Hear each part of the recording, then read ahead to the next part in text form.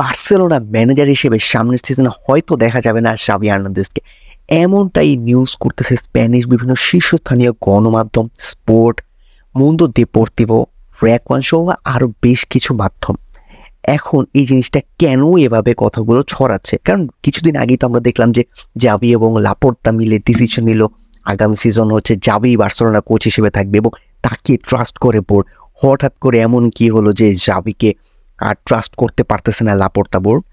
গত ম্যাচের আগে জাভি বলেছে যে আমাদের কাছে যে এখন ফিনান্সিয়াল যে অবস্থা, যে কন্ডিশন, সেটা 15 বছর আগের মতো নয়, আমরা যাকে মন চায় তাকেই সাইন করতে আসলে পারতেছি না। আগে যেমন একটা অবস্থা ছিল বার্সেলোনার জন্য, আপনি কোনো একটা প্লেয়ার বা প্রোফাইলকে পছন্দ করতে পারতেন, তখন আপনি পিক করতে পারতেন যে আমি একে নিব, মোটামুটি আপনার কাছে ওই অ্যাবিলিটি ছিল মানি স্পেন্ড করে নিয়ে আসা। বাট জাভিও বলতেছে না, এখন আমার সেই অবস্থা এখন নাই, আমি আসলে ওই প্লেয়ারটাকে নিয়ে আসতে পারতেছি না, সো আমরা চেষ্টা করবো রিয়াল মাদ্রিদকে ফাইট দেওয়ার।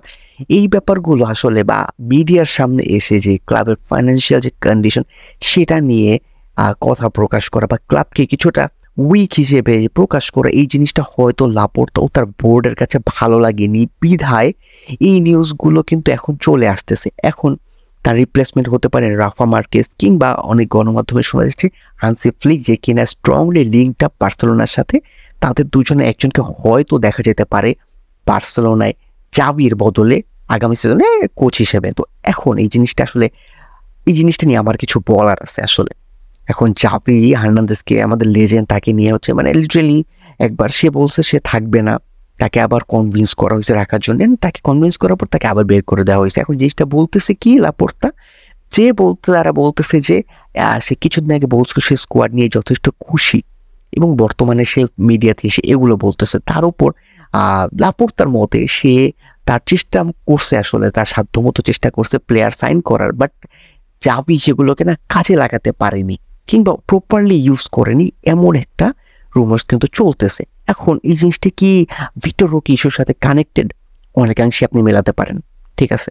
এখন এই ব্যাপারগুলোকে আপনি যদি লিঙ্ক আপ করেন লাপোর্তার সাথে, কিন্তু আপনি বেশ কিছু নেগেটিভ ইস্যু আপনি চলে আসবে। আপনি দেখেন লাপোর্তা যখন বার্সেলোনার প্রেসিডেন্ট হয় বা ইলেকশন আগে কিন্তু ফন্ট আগানো ছিল, ফন্ট জাভিকে ঘিরে একটা প্রজেক্ট বিল্ড করতে চেয়েছিল, লাপোর্তা জাস্ট ওই জিনিসটাকেই কাজে লাগিয়েছে। সেও জাভি ইউজ করছে জাভি টার্মটাকে, বাট সে মেসির সাথে ক্লোজ বন্ডিং রেখে তার ইলেকশনে একটা অ্যাডভান্টেজ পায়, এবং সেই অ্যাডভান্টেজের থ্রুতে সে কিন্তু প্রেসিডেন্ট হিসেবে নির্বাচিত হয়।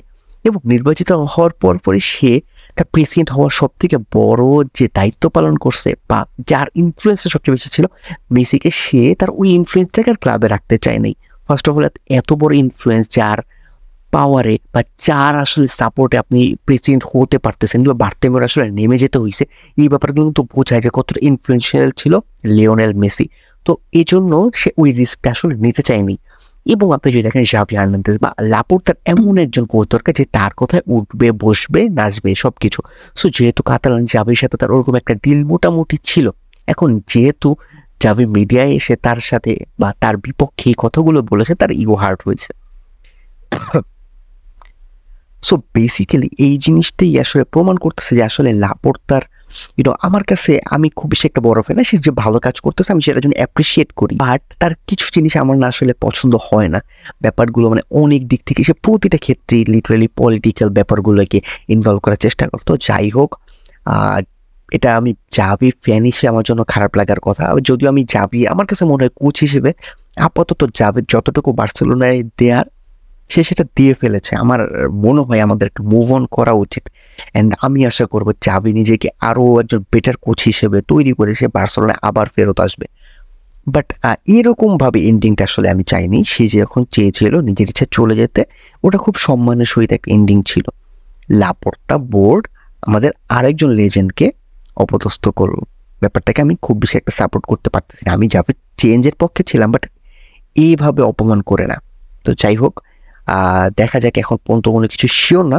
জাভিও হয়তো থাকতে পারেন, কিংবা ফ্লিক আসতে পারে, কিংবা রাফা মার্কেস আসতে পারে। দেখা যাক, হোপ ফর দ্য বেস্ট। সবাই ভালো থাকবেন। ইয়েস।